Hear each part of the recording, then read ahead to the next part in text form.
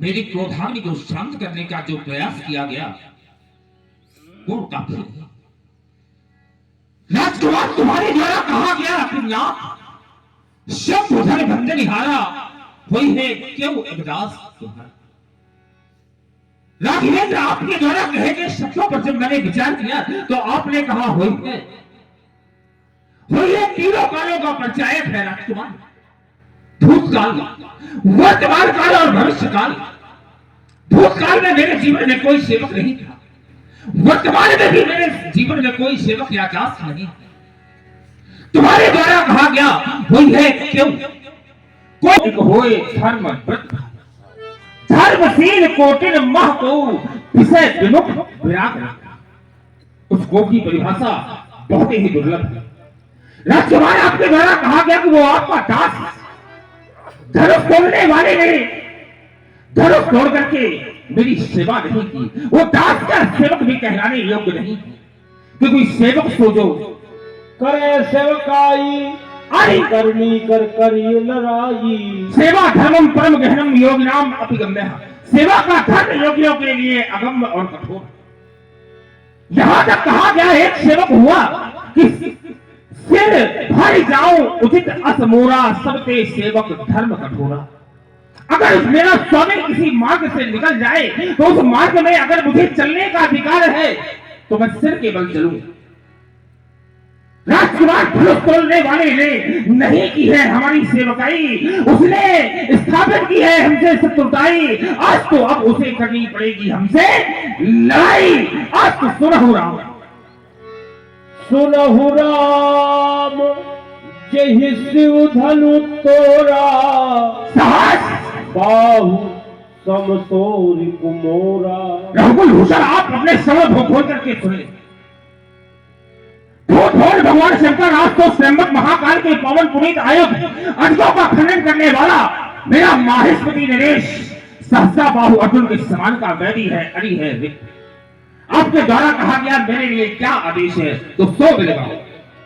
सो बिलगाओ बिहाई समाज न तुम्हारे जई है सब राजा।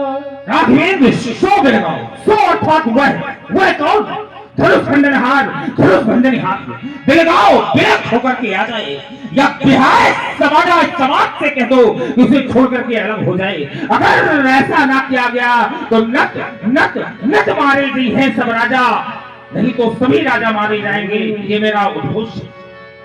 सोनी मोनी बचन लखन मुस्कान बोले परसु धरहि अपमाने। सोनी मोनी बचन लखन मुस्कान बोले परसु धरहि अपमान।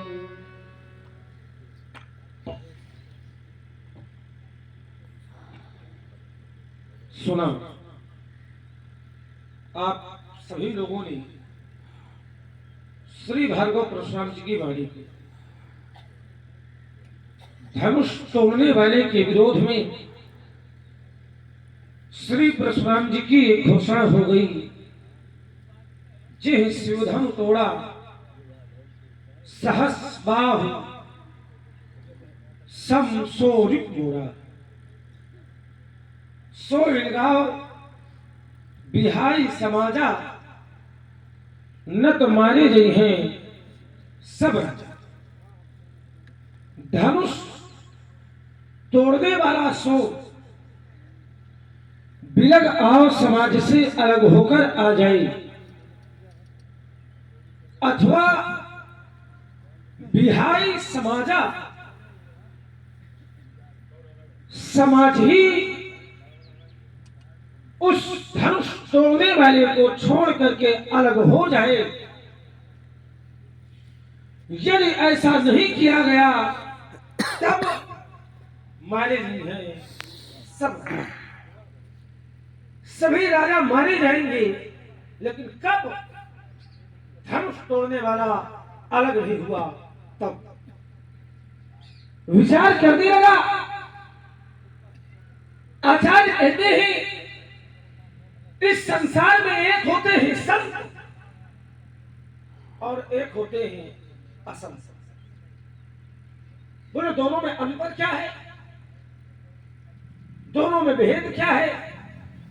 तो आचार्य प्रमाणित करते हैं संत असंतन के अस करनी जिम कुठार चंदन आचरण।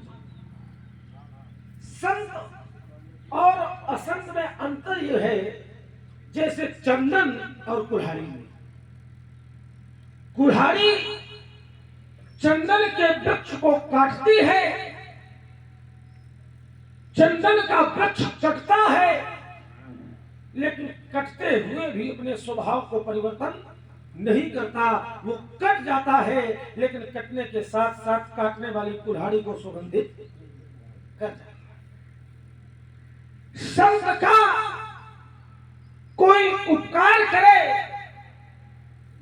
या ना करे, संत का कोई अपकार करे तो भी संत उस अपकार के बदले पर भी उपकार ही करेंगे।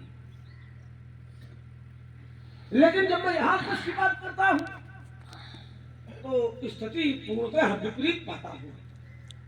हमारे भैया प्रभु श्री राम जी बड़े ही नम्र एवं सरल स्वभाव के महात्मा जी के समीपस्थ पहुंचे, हाथ जोड़ करके बोले, नाथ संबोधन भंजनी हारा होई केव दास, तुम्हारा आयस का कही चिन्ह।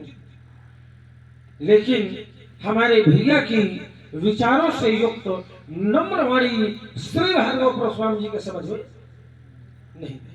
चलो भैया की वाणी समझ में आवे अथवा ना आवे, लेकिन ईमानदारी से इस बात का हमको पूर्ण विश्वास है कि हमारी वाणी बहुत जल्दी समझेंगे। महात्मा जी प्रणाम। कल्याण हो गया और महाराज सब कुशल मंगल। धनुष टूट गया। नहीं वो तो पता है धनुष टूट गया है। आपके जीवन में सभी प्रकार की कुशलता है। समाचार राजकुमार बहुत खराब है। जीवन में कुशलता है, जीवन में कुशलता है। बोलते हैं आप ले। अच्छा ईमानदारी से आप लोग बताइए, ईमानदारी से क्या परशुराम जी को देख करके ये लग रहा है कि इनके जीवन में कुशलता है? क्यों भाई? ईमानदारी से इस बात को उत्तर करो आप। क्यों? क्योंकि अगर कोई व्यक्ति अगर दुखी है तो वो बतावे या ना बतावे, लेकिन उस व्यक्ति के मुख को देख करके ये पता चल जाएगा कि ये व्यक्ति दुखी है। कोई व्यक्ति प्रसन्न हो वह बतावे या ना बतावे, लेकिन मुख को देख करके ये पता चल जाएगा कि अमुक व्यक्ति प्रसन्न है। ठीक उसी प्रकार परशुराम जी को देख करके क्या ऐसा लगता है कि इनके जीवन में सभी प्रकार की कुशलता है? विचार करो, अगर परशुराम जी के जीवन में सभी प्रकार की कुशलता है, सभी प्रकार की कुशलता, तो फिर क्रोध क्यों है? विचार करिए। क्यों? क्योंकि क्रोध कभी अकारण नहीं होता, क्रोध सदैव सकारण होता है। परशुराम जी के जीवन में क्रोध है तो क्रोध इस बात का द्योतक है, इस बात को प्रमाणित करता है कि परशुराम जी के जीवन में कुशलता नहीं है। अगर कुशलता होती तो फिर यहाँ आने का कारण ही नहीं था।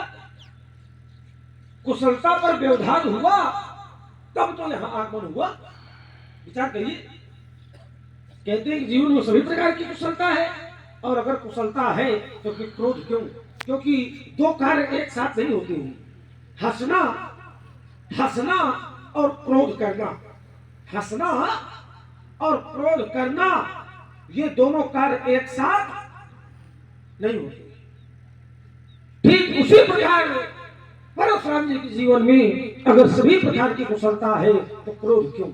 पहला कार्य आपने कहा कि सिद्धम पौड़ा सहस भाव संसोरित मोरा सोबिर गाव बिहाई समाजा न तुम्हारे दे हैं, सब राजा धनुष तोड़ने वाला सो बिलग आओ, समाज से अलग होकर आ जाए, अथवा बिहाई समाजा समाज ही उसको छोड़ के अलग हो जाए।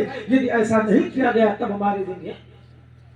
मैं विचार करने लगा, जो मुनि होते हैं, गुरुजन होते हैं, संतजन होते हैं, वो सदैव समाज की समस्या का समाधान करते हैं।